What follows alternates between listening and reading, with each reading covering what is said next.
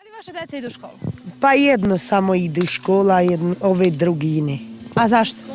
Pa nisam školovala od vremena, pa sad samo ovog sina stavljam. Osnovno obrazovanje je obavezno. Zašto ne idu u školu? Evo, ne znam, Boga. Pa će da stavim još 2 deca u školu od sutra. Od sutra obavezno će da ide ova, ne ova, ne. Ona druga Bica i ona Đeljana će da ide. Ova će da ide u školu.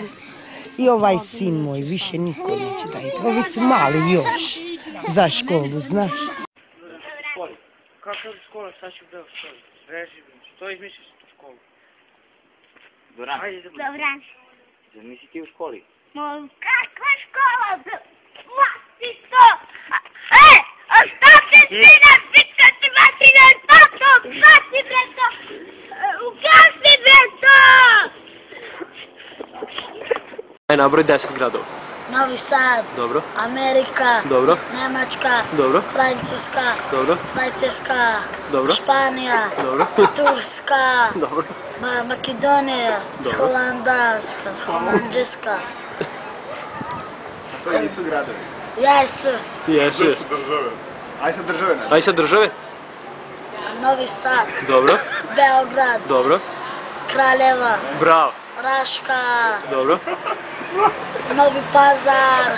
Dobro. Pazartir.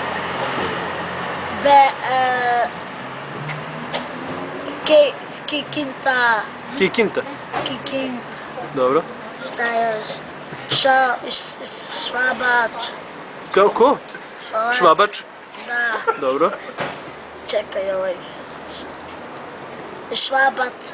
Švabac. Ne, švabac. Šabac. Švabac. Čačak. Dobro.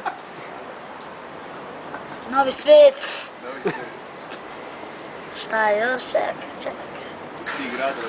U stvari država, ja. Da, država ako hoćeš. Dobro, ajde dosta.